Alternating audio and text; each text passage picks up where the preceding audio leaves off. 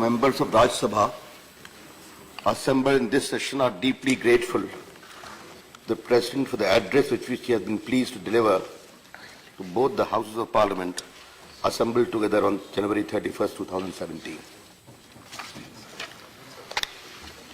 Sir, ये मेरे लिए परम सौभाग्य की बात है कि माननीय राष्ट्रपति जी के दोनों सदनों के अभिभाषण पर विचार रखने का इस सदन में मुझे अवसर मिला है। सर, महामहिम राष्ट्रपति जी भारतीय संसद की परंपरा के मर्मज्ञ हैं और भारतीय राजनीति का उनको व्यापक अनुभव है। अपने उस लंबी यात्रा में उन्होंने भारत के विकास की यात्रा को भी देखा है और आज देश के संवैधानिक प्रमुख के रूप में उन्होंने जो बजट सत्र के उद्घाटन के अवसर पर अपने उद्गार प्रकट किए हैं वो देश के बदलाव का संकेत है। माननीय अध्यक्ष जी, माननीय राष्ट्रपति जी ने अपने अभिभाषण में दो महत्वपूर्ण घटनाओं का उल्लेख किया है। एक, महान सिख संत गुरु गोविंद सिंह के 350 वर्ष पूरे हुए हैं, जिसे प्रकाश उत्सव के रूप में अभी हम लोगों ने मनाया है, जिस कार्यक्रम में स्वयं प्रधानमंत्री जी पटना गए थे। और दूसरा, देश के महान संत रामानुजाचार्य के 1000 वर्ष पूरे हो रहे हैं और चंपारण सत्याग्रह, जहां गांधी जी ने सत्याग्रह के आंदोलन को पहली बार मूर्त रूप दिया था, उसके भी 100 वर्ष पूरे हो रहे हैं। मेरे लिए सौभाग्य की बात है कि गुरु गोविंद सिंह का बर्थ स्थल पटना है, जो मेरी जन्मभूमि है, मेरी कर्मभूमि है बिहार, और चंपारण भी बिहार में है, तो मेरे लिए एक भावनात्मक लगाव का विषय है।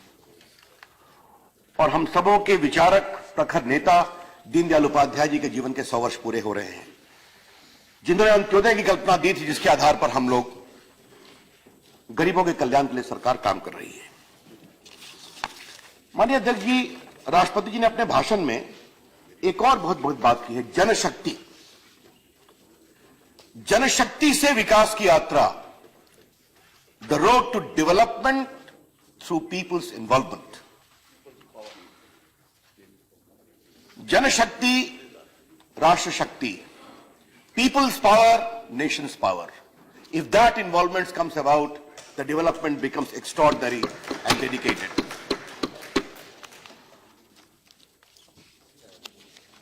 माननीय अध्यक्ष जी, सभापति जी क्षमा करेंगे, प्रधानमंत्री नरेंद्र मोदी जी की अगुवाई में यह सरकार बदलाव की सरकार है और इस बदलाव में हमारे दो सिद्धांत थे उनकी अगुवाई में, सबका साथ, सबका विकास, एक भारत श्रेष्ठ भारत। और इस बड़ी परिकल्पना में जब सबको लेकर चलना है तो जनता का पूरा इस प्रकार से किस्सा सहभाग बने। मैं आपको इसके कुछ उदाहरण रखना चाहूंगा, यह देश कैसे बदलता है। अपने इस सदन के उद्बोधन में मैं एक वाक्य कहना चाहूंगा, माननीय सभापति जी, देश जागता है, जगाने वाला होना चाहिए, और अगर जगाने वाला महत्वपूर्ण नेता बनता है तो देश कैसे जागता है, इसका मैं आपको उदाहरण दूंगा। 27 सितंबर 2014 को यूएन को संबोधित करते हुए प्रधानमंत्री ने एक बात कही थी, yoga is an invaluable gift of India's ancient tradition, it embodies unity of mind and body, by changing our life style and creating consciousness it can help in wellbeing. और बाद में अपील की थी, let us work towards adopting an international yoga day. सभापति जी, आपने स्वयं भी देखा होगा, 21 जून 2015 को पहला इंटरनेशनल योगा डे मनाया गया था। स्वयं प्रधानमंत्री जी दिल्ली के राजपथ पर हजारों लोगों के साथ योगा कर रहे थे, हम लोग सभी कर रहे थे, देश की जनता आई और पहले साल 84 देशों में और दूसरे साल 173 देशों में योगा मनाया गया और बाद में 177 कंट्रीज ने, आप तो स्वयं यूएन की कार्रवाई से परिचित रहे हैं, इतनी बड़ी संख्या में योगा डे को पूरी दुनिया ने एक प्रकार से आशीर्वाद दिया। और वॉल स्ट्रीट जर्नल ने कहा कि yoga takes over the world. तो अगर जनशक्ति की शक्ति लगती है तो एक योजना किस तरह से सर्वव्यापी बनती है, योगा की सफलता उसकी बहुत बड़ा उदाहरण है, जिसकी अगुवाई में माननीय प्रधानमंत्री ने जनशक्ति का उपयोग किया। स्वच्छ भारत अभियान, देश को साफ होना चाहिए। स्वयं गांधी जी की एक बहुत बड़ी कहावत थी, उन्होंने उसको माना भी था। लेकिन अगर देश को जगाना है तो सिर्फ बोलने से काम नहीं चलेगा। और हम सबों के लिए बहुत भावुक क्षण था कि स्वयं प्रधानमंत्री जी झाड़ू लेकर दिल्ली की सड़कों को उतरे सफाई करने के लिए। स्वच्छ भारत अभियान की माननीय राष्ट्रपति जी ने बहुत चर्चा की है विस्तार से। और आपको मैं बताना चाहता हूं, हम लोग सभी फील्ड में थे और लोग अपने आप सड़कों पर निकल रहे थे, महिलाएं, बच्चे। सभापति जी, ये माई गव हमारा एक कार्यक्रम चलता है जिसमें 40 लाख देश के लोग इन्वॉल्व होते हैं डिजिटली। हमने उनसे कहा था कि आप स्वच्छ भारत अभियान का लोगो बनाओ, क्राउड सोर्सिंग। और उन्होंने गांधी जी के 2 चश्मे बनाकर दिए, गांधी जी का विचार, उनके चश्मे, स्वच्छ भारत का अभियान। यह है भारत का बदलाव, जनशक्ति के माध्यम से आता है। शौचालय बनना चाहिए। अब मात्र 2.5 वर्षों में माननीय सभापति जी 1,04,000 विलेजेस, गांव, 450 शहर, 77 जिले, 3 राज्य ने डिक्लेयर किया कि हम ओपन डेफिकेशन फ्री हैं। अब ये कितनी बड़ी बात है। लगभग 3 करोड़ शौचालय बने। और जब जन आंदोलन बनता है तो मैं आपको एक उदाहरण देना चाहता हूं। एक सरकारी कार्यक्रम में मैं इंदौर गया था सभापति, मैं सदन को बताना चाहता हूं। वहां एक गांव मुराद है, वहां की सरपंच ने अपने पूरे गांव को ओपन डेफिकेशन फ्री किया है, खुले में शौच से मुक्त। उसका बहुत आग्रह था कि मैं उसके गांव में जाऊं। मैं गया और वहां उन्होंने किस तरह से यूनिक कार्यक्रम किया कि उसने एक बानर सेना बनाई थी बच्चों की, जो सुबह 4 बजे से सीटी लेकर गांव में घूमते थे। कोई खुले में शौच करता था उसे रोकते थे, अपने यहां शौचालय बनाओ, मोदी जी की सरकार शौचालय के लिए प्रेरणा दे रही है। ये जो पूरा आंदोलन बनता है तो आज 3 करोड़ के लगभग शौचालय देश में बने हैं। और इस बार के इकोनॉमिक सर्वे में माननीय सभापति जी, स्वयं इकोनॉमिक सर्वे ने इस बात को जिक्र किया है कि शौचालय नहीं बनने से प्राइवेसी परेशानी होती है, रोग होता है महिलाओं को, इसलिए इसको बहुत ही आगे बढ़ाना जरूरी है। दूसरा कार्यक्रम देखिए, जन आंदोलन से बेटी बचाओ बेटी पढ़ाओ। अब इसकी बात तो हम सभी करते थे। मुझे याद है करनाल के कार्यक्रम में प्रधानमंत्री जी ने इस कार्यक्रम की शुरुआत की थी। वहां हम भी गए थे और हमारे कई मंत्री थे। अपने भाषण में प्रधानमंत्री जी ने एक बात कही थी, माननीय सभापति जी, अगर बेटी नहीं बचाओगे तो बहू कहां से लाओगे। अब इतनी बड़ी सोच थी इसके पीछे। और आज वो हरियाणा में सेक्स रेशियो का एक बहुत इंबैलेंस रहा है। आज देखिए 1-1.5 साल के अंदर वो इंबैलेंस बराबर में हो गया, अगर ये संकल्प के साथ प्रधानमंत्री लीड करते हैं कि बेटी बचाओ बेटी पढ़ाओ। सुकन्या समृद्धि योजना, मैं उस विभाग को पहले हैंडल करता था। अभी तक 94 लाख सुकन्या समृद्धि अकाउंट खुल चुके हैं, जिसमें 7,600 करोड़ बेटियों की सुरक्षा के लिए पैसा जमा हुआ है। इस पूरे आंदोलन की कल माननीय वित्त मंत्री जी ने भी अपने बजट भाषण में बहुत तारीफ की थी, जो पोस्टल डिपार्टमेंट करता है। एक बात देखिए माननीय सभापति जी, अगर यह आंदोलन बनता है तो उसके लिए क्या संकेत जाता है। अमेरिका के राष्ट्रपति ओबामा जी आए थे 26 जनवरी 2015 को। 26 जनवरी की परेड चलती है, लेकिन प्रधानमंत्री जी का यह विचार हुआ कि आज 26 जनवरी की परेड हमारी महिला सेना की पूरी टुकड़ी लीड करेगी, एक कैप्टन की अगुवाई में। इससे एक मैसेज जाता है। जब ओबामा जी राष्ट्रपति भवन आए थे, उनकी अगवानी करने के लिए हमारे एयरफोर्स की एक महिला स्क्वाड्रन खड़ी थी, इससे एक संकेत जाता है। और जब ये एक आंदोलन बनता है तो आप देखिए खेल में भी इस बार ओलंपिक में, चाहे वो पीवी संधू हो या साक्षी मलिक हो या हमारी बाकी जो स्पोर्ट्समैन हो, दीपा करमगार हो, इन सबों ने कितना बड़ा नाम किया। और पैरा ओलंपिक में दीपा मलिक ने काम किया। तो आज बेटी बचाओ बेटी पढ़ाओ जनशक्ति के माध्यम से देश का एक बहुत बड़ा आंदोलन बन गया है। यह एक बहुत बड़े बदलाव की बात है, यह आपको बताना चाहते हैं। माननीय सभापति जी, मुझे सदन से एक और बहुत महत्वपूर्ण बात आज शेयर करनी है। पद्मा अवार्ड तो सबको मिलते हैं, मिलने भी चाहिए, भारत रत्न भी मिलने चाहिए, पद्म भूषण पद्मश्री भी मिलने चाहिए। इस बार के पद्मा अवार्ड में एक बहुत बड़ा बदलाव क्या हुआ है। हमें इस बात का बहुत गर्व है कि हमारी सरकार ने आम आदमी को खोजा है, जिनकी पैरवी करने वाला कोई नहीं होता था, उनको पद्मश्री दिया। मैं आपके सामने ये भी एक भारत श्रेष्ठ भारत, ऐसे साधारण भारतीय तो देश को बदलने का काम कर रहे हैं। नरेंद्र मोदी जी की सरकार उनको पहचानेगी।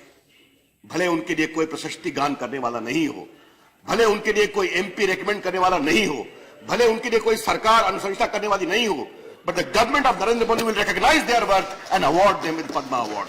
And that what has happened this year, sir. Sir, मैं आपको कुछ उदाहरण देना चाहता हूं सर। ये करीमुल हक सर, ये 52 वर्ष के हैं, दलबारी गांव, जलपाईगुड़ी, बंगाल के सर। ये इनके पास मोटरसाइकिल है और हर हफ्ते में ये बीमार लोगों को ट्रांसपोर्ट करके डिस्ट्रिक्ट अस्पताल बनाते हैं 20 गांव में। अब तक जिन्हें 3000 लोगों को जिंदगी बचाई है, जो परेशान थे, दुखित थे, बीमार थे, उनको पद्मश्री दिया जा रहा है इस बार। एक गरीब मजदूर को चाय बागान में काम करने वाले। My friends from Kerala would like to know Meenakshi Amma. She is 76-year-old from Kerala and what is her contribution? Right from the age of 16 she is teaching Kalyarpattu, the famous Kerala sport. For 68 years she is doing that job. Our Prime Minister has given Padma Shri to this great achiever of Kerala. मैं Kalyarpattu, I correct. All right. Whatever my friends from Kerala say, I accept. No problem. Daryapalli Ramaiah, my friend from Telangana. Yes, I'm doing that. He is 68 years from Telangana. He has dedicated his life for making India green, planted 1 crore tree. He has been given Padma Shri by this government this year. Doctor भक्ति यादव सभापति जी, इंदौर की 91 साल की gynaecologist, पिछले 68 साल से गरीबों को मुफ्त सेवा दे रही है, कुछ नहीं मांगा। प्रधानमंत्री जी ने खोजा, इनको पद्मश्री दिया जाएगा, इस बार दिया गया है। ऐसे कई उदाहरण हैं। एक Bipin Ganatra from Calcutta, my friends from Bengal would love to know. 67 साल से 59 साल के हैं, उनके भाई की फायर इंसिडेंट में मौत हो गई। उनके जीवन का एकमात्र लक्ष्य है कि हम अपने जो आग में फंसते हैं उनको बचाएं, उनको पद्मश्री दिया गया है। Sir, I would like to share with this House, it is a metamorphosis of India happening now. The common people are being recognized. The contribution, quality, accomplishment of common people is being celebrated, and it is not being talked about. They are being given the highest honor. This is the government, Ek Bharat, Shreshth Bharat, सबका साथ, सबका विकास।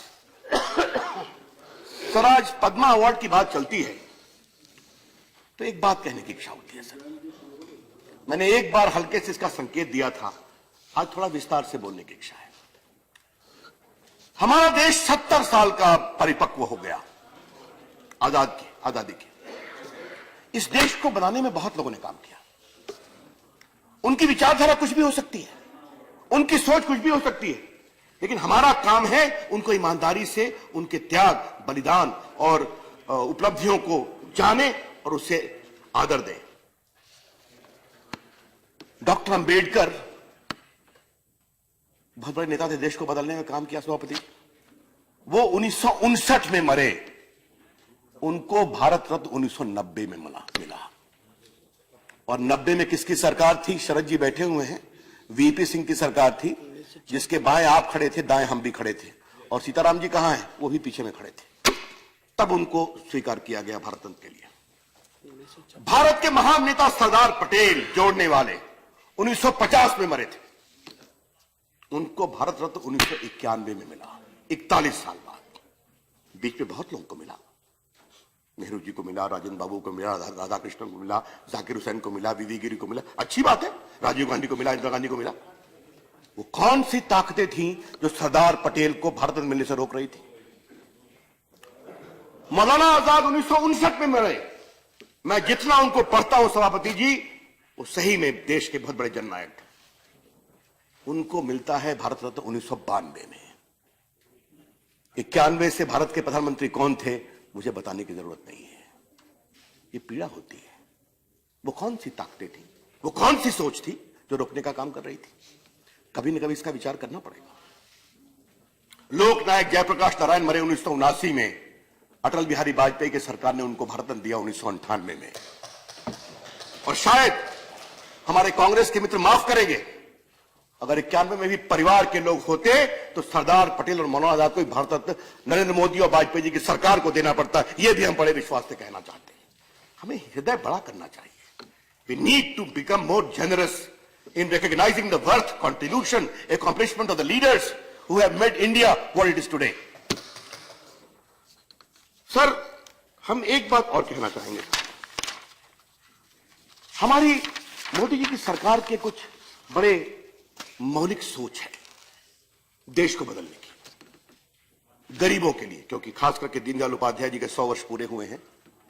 हम इसे गरीब कल्याण वर्ष के रूप में मना रहे हैं। लेकिन हम एक बात कहना चाहेंगे, जब 2014 में हमारी सरकार आई थी तो इसी संसद के सेंट्रल हॉल में बोलते हुए प्रधानमंत्री जी ने एक बहुत बड़ा भाषण दिया था। उस समय वो नेता बने थे बीजेपी के, पार्लियामेंट्री पार्टी के और एनडीए के। हमारी सरकार गरीबों के लिए जिएगी, गरीबों के लिए काम करेगी।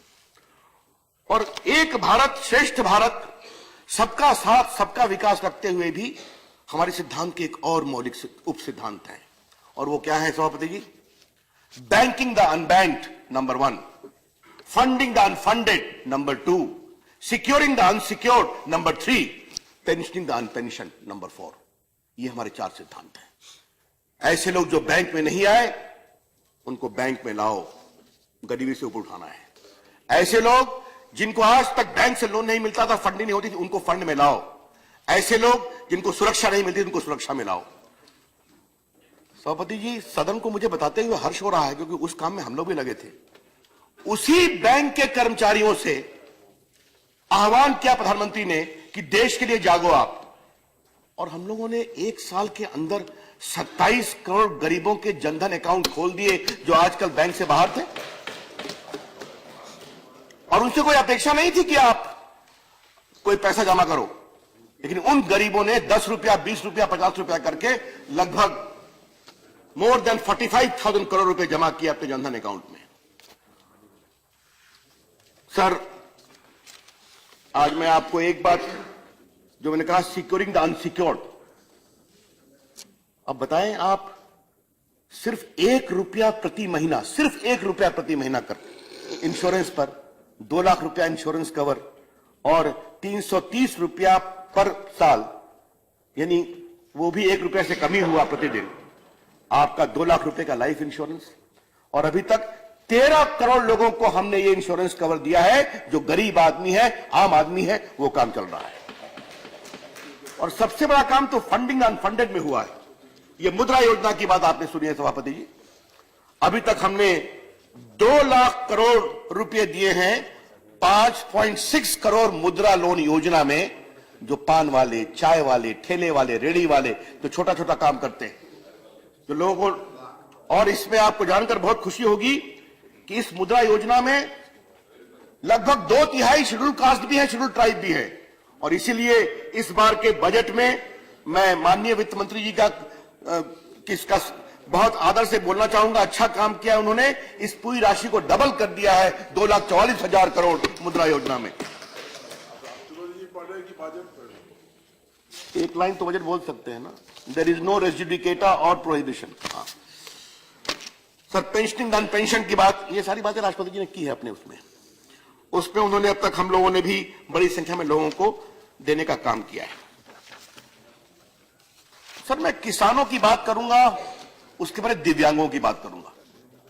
और मुझे अपनी सरकार में, जिसकी चर्चा विस्तार से राष्ट्रपति जी ने की है, दिव्यांगों के लिए जो काम हुआ है, एक तो सबसे बड़ा उनका नाम हमने बदला। पहले क्या नाम था उनका? विकलांग से दिव्यांग।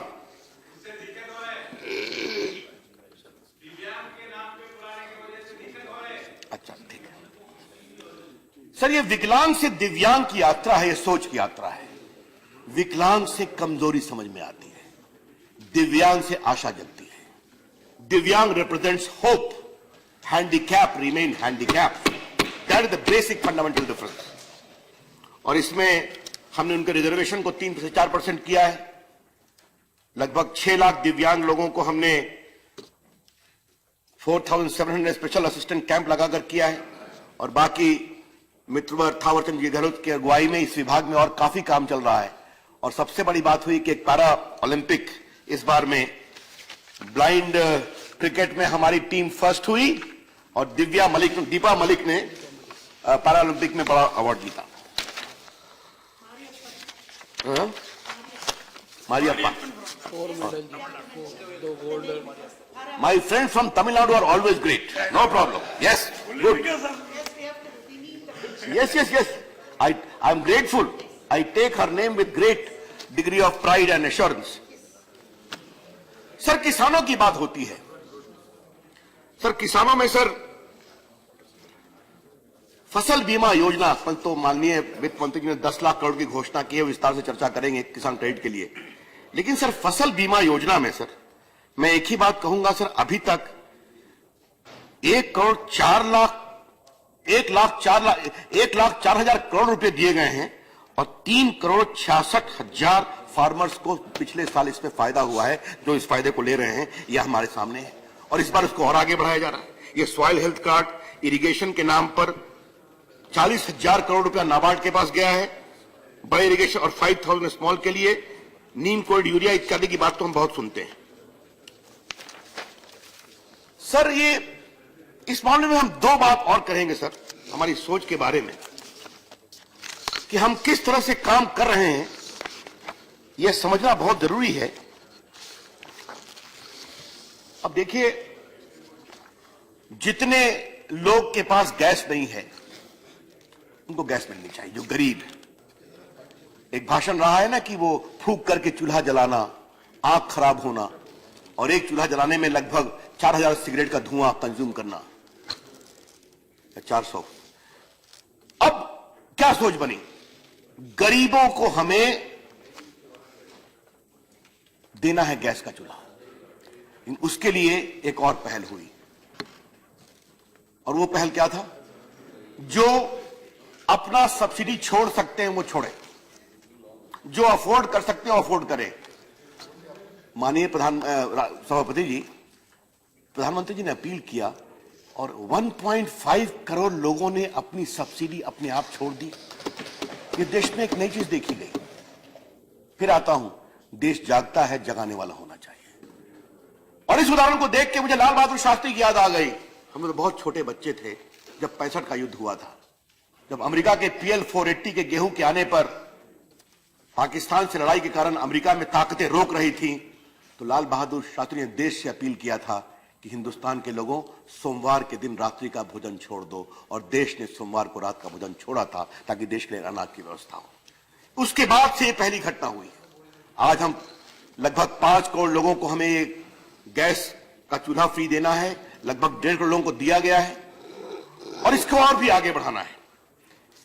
ये जो पूरे दीनदयाल ज्योति योजना माननीय उपसभापति जी क्षमा करें, इसमें हम लोगों ने, प्रधानमंत्री का निर्देश क्या हुआ, 18,000 गांव भारत की आजादी के 68 साल बाद बिना बिजली के हैं। ये नहीं होना चाहिए। और आज 11,000 से अधिक गांव बिजली युक्त हो चुके हैं और इस साल के अंत तक पूरे 18,000 गांव में बिजली पहुंच जाएगी। ये एक बदलाव का लक्षण है। जनता के सहयोग से यह हो पाता है। सर, हमें अब भारत के संस्कारों पर बहुत विश्वास है, भारत की संस्कृति पर भी बहुत विश्वास है, उससे हम गर्व लेते हैं। अतीत से सीखते हैं, वर्तमान में जीते हैं और भविष्य को मजबूत बनाते हैं। लेकिन हमारी सरकार के आने के पहले हमारी एक राजनीतिक विरासत भी थी और हमारे मित्र जरा हमें क्षमा करेंगे, उस समय देश की क्या स्थिति थी, आर्थिक व्यवस्था क्या थी, कैसी पॉलिसी पैरालिसिस थी, महंगाई कितनी थी, देश में कितना भ्रष्टाचार था।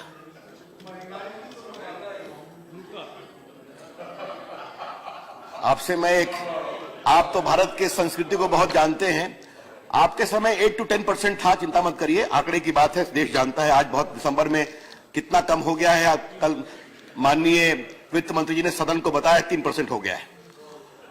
आप तो भारत की संस्कृति को बहुत जानते हैं। पंच तत्वों से पृथ्वी बनती है, आकाश भी है, वायु भी है, जल भी है, अग्नि भी है, जमीन भी है। तो ये तो बात हमने सुनी थी, अच्छा है। लेकिन पृथ्वी के हर तत्व में कहीं ना कहीं भ्रष्टाचार देखा गया।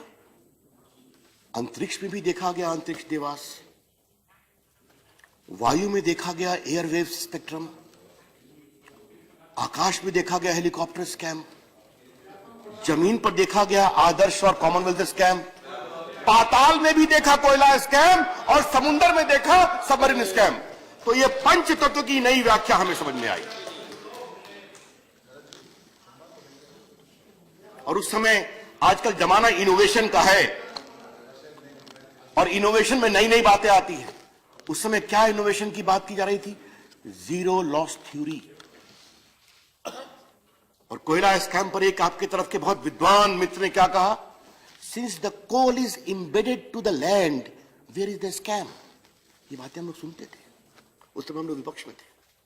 और आज मुझे इस बात का बहुत मान है और गौरव है कि अतीत की सरकार के विपरीत नरेंद्र मोदी जी की सरकार में भ्रष्टाचार बंद है और ईमानदारी से फैसले होते हैं। जहां कोयला घोटाला होता था, वहां हमने ईमानदारी से नीलामी किया, 3 लाख करोड़ रुपया आए जहां घोटाला हुआ था, और वो पैसा केंद्र को और प्रदेशों को जा रहा है जहां कोयला की खदानें। स्पेक्ट्रम में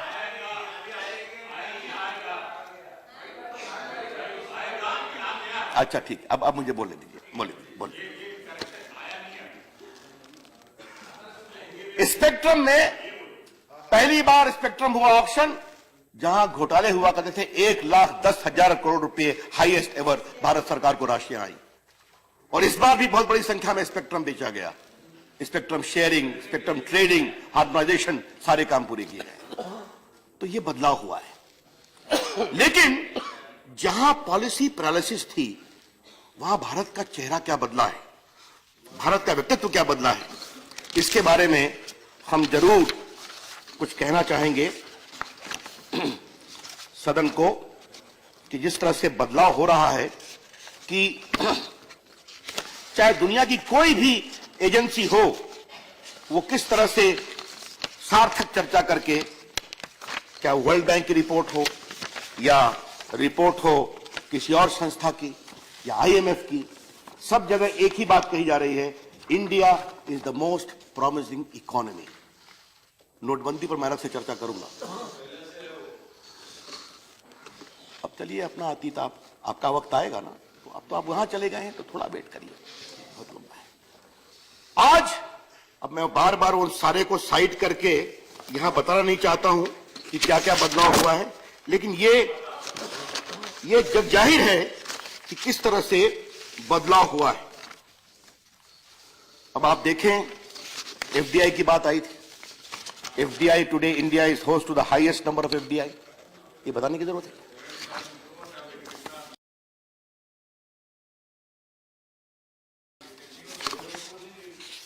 सर जरा उन लोग को शांत रहने को बोलेंगे, उनको बोलने का मौका, आराम से बोले। Our manufacturing is growing very high. Please allow the speaker to continue. Our manufacturing has gone high. Yesterday it was explained in great detail how India is home to the biggest number of FDI in recent years.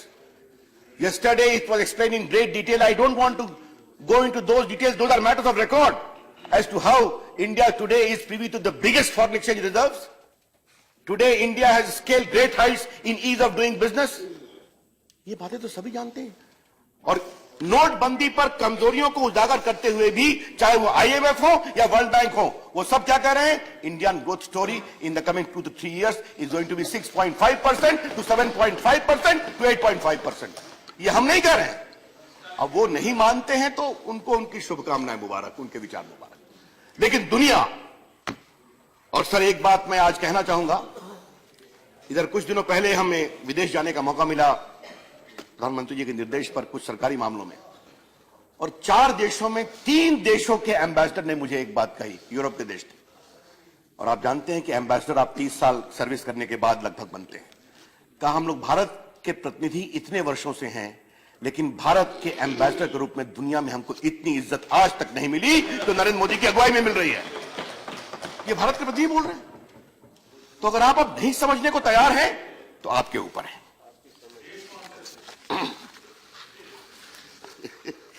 आपकी sponsorship कहती थी आप अपना आज की जगह देखिए, पहले आप इधर बैठते थे, तो अभी काफी दिन वहां बैठेंगे, आप चिंता मत करिए।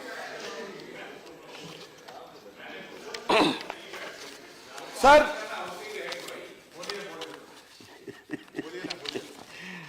सर मैं नोटबंदी पर अब कुछ बोलना चाहता हूं, उसको लेकर काफी परेशानी रही है।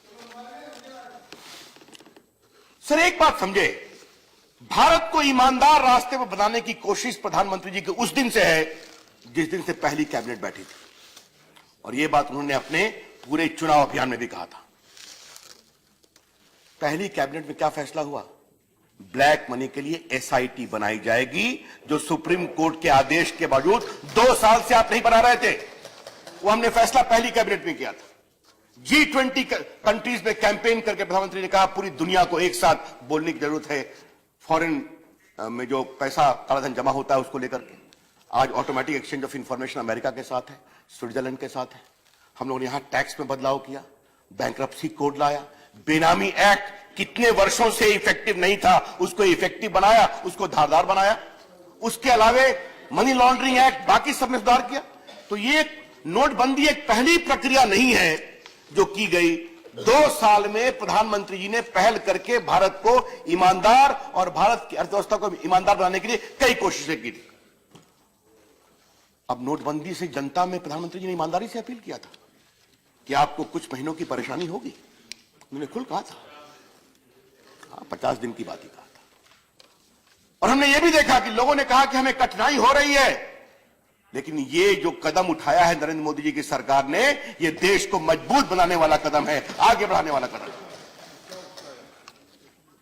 मुझे याद है आज मुझे ये सदन में बोलना पड़ेगा, हमारे कुछ टीवी के एंकर्स अपना बड़ा छोटा कैमरा लेकर लाइन में खड़े लोगों के मुंह में भी कैमरा घुसा दिया करते थे कि आपको कैसा लग रहा है? कहा खड़े होते तो परेशानी तो है, लेकिन ये कदम अच्छा है, ये भारत को बदलने वाला कदम है। ये हुआ, देश जागता है, जगाने वाला होना चाहिए, ये हमने करके दिखाया। सर नोटबंदी पर हम विस्तार से चर्चा तो करेंगे जरूर, लेकिन चाहे वो दुनिया हो, चाहे हिंदुस्तान को समझने समझाने वाले लोग हों, चाहे वो बड़े अर्थशास्त्री हो, एकाध को छोड़कर, जिनका पूर्वाग्रह रहता है हमारे प्रधानमंत्री जी के बारे में, सबों ने स्वीकार किया कि एक बहुत ही it is a transformational initiative taken by Narendra Modi government. अब आपको मैं बताता हूं, 3-4 बातें मैं कहना चाहूंगा। आतंकवाद की वित्तीय कमर टूटी है, नहीं टूटी है। हवाला कारोबारी की साख कमजोर हुई या नहीं हुई है। सुपारी किलिंग्स की हिम्मत टूटी या नहीं टूटी है। कश्मीर में पाकिस्तान की प्रायोजित से पैसे लेकर ढेला फेंकने वालों की हिम्मत कमजोर हुई या नहीं हुई है। और जो माओवादी पैसे इकट्ठा करके नीचे प्लास्टिक में बांधकर गाड़ते थे, वो हिंसा में कम अपने पैसे को बदलवाने के लिए अधिक परेशान हो रहे हैं। ये हमने करके दिखाया है। लेकिन एक जो सबसे बड़ी बात हुई है, जिसकी चर्चा मैंने बाहर भी की, माननीय सभापति जी, मैं सदन को बताना चाहूंगा। एक रिसर्जेंट इंडिया ने स्टडी किया है, हिंदुस्तान के सेक्स ट्रेड के लिए जो मानव तस्करी हुआ करती है, उसमें भयंकर कमी आई है, क्योंकि बंगाल, आसाम, झारखंड, बांग्लादेश, नेपाल से लड़कियों को लाकर जो सेक्स ट्रेड के लिए एक प्रकार से एक्सप्लॉइट किया जाता था, तो सारे जो बिचौलिए थे उनका पेमेंट भी 500 और 1000 रुपए के पुराने नोट में हुआ करता था। वो भी धंधा कमजोर पड़ गया है। ये बदलाव करके हमने दिखाया। इसके कारण एडवांस टैक्स कितना बढ़ा है, ये तो अरुण जी बता चुके हैं। एकाएक कितना उसमें सर्ज आया है, और इससे टैक्स कंप्लायंस देश कैसे बनेगा, इसकी भी चर्चा हुई है। और सभापति जी, आज मैं बहुत गर्व से अपनी सरकार के बारे में एक बात कहना चाहूंगा, माननीय प्रधानमंत्री जी, वित्त मंत्री के बारे में। क्या आज तक की सरकार और वित्त मंत्री ने देश को ईमानदारी से बताने की कोशिश की है कि देश में कितने कम लोग टैक्स देते हैं? क्या हम सोच सकते हैं कि 10 लाख से अधिक आमदनी सिर्फ 24 लाख लोग दिखाते हैं और इतने लाखों की संख्या में कंपनियां हैं और सिर्फ 7,000 कंपनियां लगभग अपनी आमदनी 50 करोड़ से अधिक बताती है। तो ये देश अंडर पेड इनकम टैक्स की स्थिति में था, ये चल रही थी, इसको बदलना था। और एक बात मैंने बाहर भी कही है और मैं सदन में आज कहना चाहूंगा कि आज देश के विकास के लिए, एग्जैक्ट विकास के लिए ज्यादा पैसे 4.5 लाख से 5 लाख करोड़ अवेलेबल होता है, बाकी पेंशन देना पड़ता है, सैलरी देनी पड़ती है, बाकी एस्टैब्लिशमेंट कॉस्ट होता है। क्या हम चाहते नहीं चाहते हैं कि भारत की सेना दुनिया की सबसे मजबूत सेना बने, अच्छे आयुध आए, अच्छे वेपन्स आए? डू वी नो और नॉट, डू वी वांट और not that Indian good young mind must innovate, create good intellectual property and patent for the country? क्या हम चाहते नहीं चाहते कि भारत का सैटेलाइट दुनिया में और आगे ऊंचाई पर जाए? तो we need money, we need to enlarge the tax base of India. तो ये नोटबंदी का जो इतना ऐतिहासिक कदम है, ये भारत को दूरगामी, मजबूत करने और ईमानदार करने की दिशा में एक बहुत बड़ा कदम है, ये हम कहना चाहेंगे। सर, हमने सर्जिकल स्ट्राइक एक तो किया नोटबंदी और दूसरी सरहद के पार भी किया था, उसको लेकर भी काफी परेशानी हुई। अब पूछा जा रहा है कि सबूत लाओ, सर्जिकल स्ट्राइक हुई क्या नहीं हुई? देश के जवानों के बलिदान और हिम्मत का सबूत नहीं मांगा जाता है, वो तो देश के लिए त्याग करते हैं। हमने पाकिस्तान से रिश्तों को अच्छा करने की पूरी कोशिश की। प्रधानमंत्री ने स्वयं पहल की। अटल जी को योजना थी कि हम अपने दोस्त तो बदल सकते हैं, पड़ोसी नहीं बदल सकते। लेकिन अगर वहां आतंकवाद को खुला प्रोत्साहन मिलेगा तो भारत अपनी सीमाओं की सुरक्षा और आतंकवाद को रोकने के लिए हर यथोचित वैधानिक कार्रवाई करेगा, यह उसे संकेत जाता है। सर, इस बार के आप तो विदेश नीति को स्वयं बहुत समझते हैं, आपका व्यापक अनुभव है। इस बार के इस पूरे भारत और पाकिस्तान के साथ जो हुआ, इसमें हमने एक नया नजारा देखा। पहले भारत के साथ पारंपरिक रूप से रूस खड़ा रहता था और बाकी दुनिया या तो चुप या इंडिफरेंट या पाकिस्तान की ओर झुकी हुई दिखाई पड़ती थी। इस बार ऐसा हुआ कि क्या अमेरिका, क्या यूरोप, क्या ऑस्ट्रेलिया, हमारे जो गल्फ कंट्री, क्या भारत के पड़ोसी, क्या सऊदी अरेबिया, क्या इराक, क्या ईरान, क्या कतर, क्या दुबई, क्या मस्कट, सब भारत के साथ खड़े नजर आए। ये देश के सुरक्षा के दृष्टिकोण में बहुत बड़ी बात हुई है। हमारे प्रधानमंत्री विदेश जाया करते थे, अभी भी हैं, दुनिया के एक लोकप्रिय नेता हैं। उधर से कभी कभी एक सवाल उठता था कि आजकल प्रधानमंत्री जी भारत की यात्रा पर हैं, ऐसा हम सुनते थे। हम ऐसे अपने मित्रों को बहुत विनम्रता से बताना चाहेंगे, भारत के प्रधानमंत्री विदेश छुट्टियां नहीं मनाया करते जाया करते थे, वो भारत की सुरक्षा की दीवारों को मजबूत करने जाया करते थे और पाकिस्तान की दीवारों को कमजोर करने जाया करते थे। और वो जहां भी जाते थे, हम जानते थे कि भारत के प्रधानमंत्री कहां गए हैं, ये भी मालूम था। आज इस देश को बदलाव में भारत की विदेश नीति, आप समझ रहे हैं मैं क्या कह रहा हूं, बस, और आप समझ गए मैं क्या कह रहा हूं, बस।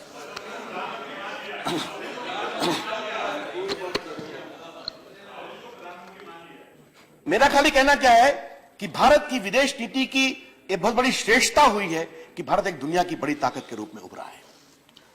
सर, मैं कुछ मोटी बातें और कह के अपनी बात समाप्त करूंगा। सर, एक बात मैं कहूंगा और मैं बहुत कुछ भावुकता से कहना चाहता हूं कि देश में जो सेना के जवान कुर्बान होते हैं, जब आप उस कुर्बानी का सबूत मांगते हैं ना, तो कभी कभी उनके परिवार से सीखना चाहिए। अभी 26 जनवरी को राष्ट्रीय राइफल के मार्टियर हविलदार हंगप्पन दादा को अशोक चक्र दिया गया, जिन्होंने सर्जिकल स्ट्राइक, तो आप कुछ चीजें गोपनीय होती हैं, आप भी जानते हैं, आप तो मंत्री भी रहे हैं, सांसद भी रहे हैं। चलिए शांत रहिए।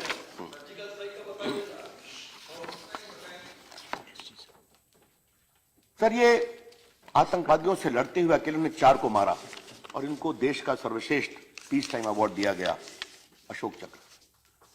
सर, मैं टीवी देख रहा था, इनकी पत्नी अरुणाचल प्रदेश से आते हैं और इनका बेटा था। इनका छोटा बेटा से पूछा गया कि बेटा तुम क्या बनोगे? कहा मैं अपने पिताजी की तरह सेना में जाऊंगा, सेना का अफसर बनूंगा और आतंकवादियों से लड़ूंगा। यह होती है भारत की परंपरा और यह मैं हर बार देखता हूं जो आतंकवादियों से लड़ते हुए शहीद होते हैं और ये काम करते हैं। सर, हमारी सरकार ने इसलिए तय किया कि 1 रैंक 1 पेंशन जो इतने दिन से पेंडिंग था, कभी कभी 500 करोड़ रुपए की घोषणा की गई थी।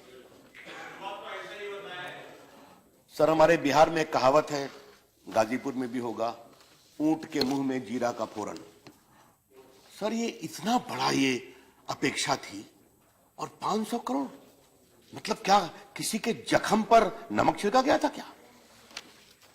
प्रधानमंत्री जी ने कहा इसको पूरा करना है और सर 11,000 करोड़ रुपए दिए गए हैं 1 रैंक 1 पेंशन में। अभी तक 6,200 करोड़ रुपए डिस्ट्रीब्यूट हो चुके हैं और 19,06,000 जो हमारे वेटरन्स हैं वो इसका फायदा पा चुके हैं। यह होता है 1 लाख 1 पेंशन को ईमानदारी से लागू करना और बाकी भी समय सीमा के अंदर लागू कर दी जाएगी। सर, मैं एक बात अवश्य कहना चाहूंगा, इंफ्रास्ट्रक्चर, सड़कें कितनी बन रही हैं, पहले 73 थी, आजकल 133 किलोमीटर है। नेशनल हाईवे कितना बन रहा है, पोर्ट कितना बन रहा है। कल 4 लाख करोड़ लगभग रुपया दिया है वित्त मंत्री जी ने, विस्तार से चर्चा करेंगे। आज तक का हाईएस्ट एलोकेशन है और इंफ्रास्ट्रक्चर से। लेकिन मैंने आरंभ में कहा मोदी जी की सरकार बदलाव की सरकार है। Digital India, make in India, skill India, startup India, stand up India are all transformational programme design to make India and empowered society. Sir, आपको बताऊं, आज हम डिजिटल इकोनॉमी को पुश कर रहे हैं। सर, इस देश के 111 करोड़ लोग आज आधार पर हैं। मैं मानता हूं आपने शुरू किया था, कुछ काम तो आप अच्छा शुरू करते थे, उसको बढ़िया करना हमारा काम था, मैं बताऊंगा। और आपके कई मित्र तो आधार के भारी विरोधी थे, अभी भी हैं, आप भी जानते हैं। चलिए वो कहानी कभी और सही। अमर पटेल तो बैठे हुए हैं, वो समझते हैं मैं क्या कह रहा हूं। सर, हमने क्या किया, जैम ट्रिनिटी। सर, 125 करोड़ के देश में 108 करोड़ के पास मोबाइल फोन है। पिछले 2 साल में इस देश में इतना मोबाइल फोन जोड़ा गया है जितना इटली और फ्रांस की जनसंख्या है। यह इस देश का मान बना है, आपको हम बताना चाहते हैं। 111 करोड़ लोग आधार पर हैं, 50 करोड़ इंटरनेट है, 35 करोड़ स्मार्टफोन्स है। India is becoming the biggest fastest startup country in the world, even leaving China behind. यह देश का बदलाव हो रहा है। सर, यह देश कैसे बदल रहा है सर, और लोग कैसे जागृत हो रहे हैं सर, इसका एक उदाहरण देना चाहता हूं सर। मैं सदन में इसको शेयर करना चाहता हूं। प्रधानमंत्री जी इंग्लैंड गए थे और वहां वेम्बले स्टेडियम में वो भारतीयों को एड्रेस कर रहे थे। उन्होंने कहा अलवर के इमरान खान हिंदुस्तान को बदल रहे हैं। अब मैं सुन रहा था सर, तो सर उस समय मैं कम्युनिकेशन का भी मंत्री था, तो रात में हमने बीएसएनएल के सीएमडी को कहा कि कल मैनेजर को भेजो एक बुके लेकर, मुझे उसकी बात कराए। तो सर सुबह 9 बजे फोन आया, इमरान खान आपके फोन का इंतजार कर रहे हैं। हमने कहा जनाब आपका कल प्रधानमंत्री जी ने नाम लिया है लंदन में, आपको मालूम है? कहा जनाब मैं तो सो गया था, रात के 1 बज गए थे, पड़ोसियों ने जगाया कि प्रधानमंत्री तुम्हारा नाम ले रहे हैं लंदन में। हमने कहा आप करते क्या है? कहा सर मैं संस्कृत महाविद्यालय में गणित का शिक्षक हुई। उन्होंने कहा और क्या करते हैं? कहा सर मैं एप्स बनाता हूं। कहा किसके लिए? कहा बच्चों के लिए, फिजिक्स, केमिस्ट्री, कैलकुलस। कहा कितने बच्चे यूज करते हैं? कहा 40 लाख बच्चे हमारे एप्स का यूज करते हैं। आप समझ रहे हैं माननीय सभापति जी कि एक छोटे शहर अलवर में एक इमरान खान अपनी विधा से यह करने की कोशिश कर रहा है। My friends from Telangana, I would like to tell you one example more. Satamma Devi sir, वो एक बीड़ी मजदूर है सर, वो डिजिटल लिटरेट हो गई। सर हमने ट्वीट करके उसको बधाई दे दिया, वो सेलिब्रिटी हो गई। टीवी वाले इंटरव्यू करने गए, बाद में मैंने उससे फोन से बात किया। शी डिडंट नो इंग्लिश और हिंदी, तो तेलुगु में ट्रांसलेटर से बात। हमने कहा क्या करती हैं आप? कहा बीड़ी मजदूर हूं। कहा कैसे डिजिटल लिटरेट हो गई? कहा मेरा एक बेटा है जो दुबई में प्लम्बर है और मैं उसको मिस करती थी और अपने पोते को मिस करती थी। तो मुझे दोस्तों ने कहा अगर पोते से बात करना है, चेहरा देखना है तो स्काइप करना सीखो, और स्काइप करने के लिए मैं कंप्यूटर लिटरेट हो गई। ये हिंदुस्तान बदल रहा है, जो बदलाव की कोशिश कर रहा है। डिजिटल इंडिया ऐसे हर हिंदुस्तानी को एक आवाज दे रहा है, आगे बढ़ा रहा है। ये है डिजिटल इंडिया। और हमने बताया आपको कि आज जनधन को हमने आधार से जोड़ा, मोबाइल से जोड़ा और सीधा सब्सिडी गैस की, राशन की, कुकिंग गैस की सीधा डालना शुरू कर दिया। कुछ ही योजनाओं में 35 करोड़ लोगों को फायदा हुआ है और हमने माननीय सभापति जी 36,000 करोड़ रुपए बचाए हैं जो बिचौलिए खा जाया करते थे। हमारी सरकार का यह मानना है digital governance is good governance, digital delivery is faster delivery, digital ecosystem is honest ecosystem. यह पूरी सोच है।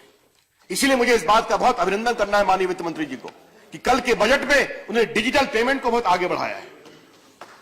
और हमारी सरकार की सोच क्या है, जो हमने भीम ऐप बनाया, जो अब तक 1.25 करोड़ लोग उसको डाउनलोड कर चुके हैं, बहुत लोकप्रिय हो रहा है। माननीय सभापति जी, आपको मुझे बताना है कि आप देखें कि जिस तरह से आम आदमी इस पूरी प्रक्रिया में जुड़ा है, वो समझता है डिजिटल इंडिया के माध्यम से हमें देश को बदलने का मौका मिलेगा। हमारे 2 लाख कॉमन सर्विस सेंटर्स हैं, दलित महिलाएं चलाती हैं, साधारण महिलाएं चलाती हैं। इसमें 1,25,000 ग्राम पंचायतों में है। वो पासपोर्ट बनाते हैं, आधार कार्ड बनाते हैं, डिजिटल डिलीवरी ऑफ सर्विस दे देते हैं और बाकी काम कर रहे हैं। ये जो पूरा बदलाव का एक महान काम हो रहा है, तो इसके माध्यम से हम वो काम, स्किल इंडिया कौशल विकास योजना, आज 12,000 करोड़ रुपए दिए गए हैं पूरे देश के नौजवानों को स्किल्ड करने के लिए, जो विस्तार से कार्यक्रम चल रहा है और इसको और आगे बढ़ाने की योजना है। तो ये पूरे भारत को एक मजबूत बनाने का कार्यक्रम है। ये आपसे हम कहना चाहेंगे। ट्रांसफॉर्मेशनल प्रोग्राम में एक और देश के बड़े कार्यक्रम की बात मैं कहना चाहूंगा। माननीय अध्यक्ष जी, राष्ट्रपति जी ने उसकी विस्तार से चर्चा की है कि जिस तरह गंगा ऊर्जा की तरह हम जगदीशपुर से धर्मा तक ले जा रहे हैं। No posters, please sit down. Please sit down. Honorable member, please sit down. Please sit down. तो जिस तरह Take से away the poster, please sit down. Please sit down. जिस तरह से हम गोरखपुर से लेकर बरौनी से लेकर के सिंदरी के पूरे फर्टिलाइजर कारखाने को आगे बढ़ाएंगे और लगभग 20,000 से अधिक गांव और शहरों में पूरे पाइपलाइन से गैस की व्यवस्था करेंगे। ये एक नए ऊर्जा का स्रोत बना है। ये सरकार बदलाव की सरकार है, ये सरकार ट्रांसफॉर्मेशन की है। माननीय सभापति जी, लेकिन मैं एक बात कहूंगा। Please sit down. Please sit down, honorable member. Please, you are not allowed to display posters here. जब बदलाव की सरकार बनती है, वही देश जो निराशा के माहौल में था, वही देश जो भ्रष्टाचार से पीड़ित Stop था, interruption. वही देश जो निराशा, एक प्रकार से इस देश में कुछ नहीं हो सकता है, ये भाव था। चाहे वो हिंदुस्तान के एनआरआई हो, हमें बहुत गर्व है, विदेश हम जाया करते थे। They used to feel so hopeless. What has happened to our country? आज वही भारत उत्साह में है, आज वही भारत आशा में है, आज वही भारत विश्वास में है, आज वही भारत एक नए भारत के भविष्य के संकल्प को लेकर ऊर्जावान है। मोदी जी की सरकार बनाना चाहती है एक ईमानदार भारत, एक ऊर्जावान भारत, एक श्रेष्ठ भारत और दुनिया की एक बड़ी ताकत भारत वर्ष पनपे। यह हमारा संकल्प है और माननीय राष्ट्रपति जी ने अपने भाषण में उस पूरे दृष्टिकोण को विस्तार से रखा है। इसके लिए मैं उनके प्रति अपनी कृतज्ञता रखते हुए इस प्रस्ताव को मूव करता हूं। बहुत बहुत धन्यवाद। मैं कृतज्ञ हूं। जो बात नहीं है उसे अपनाइए आप। डरते हैं नई राह पे क्यों चलने से, हम आगे आगे चलते हैं, आइए आप।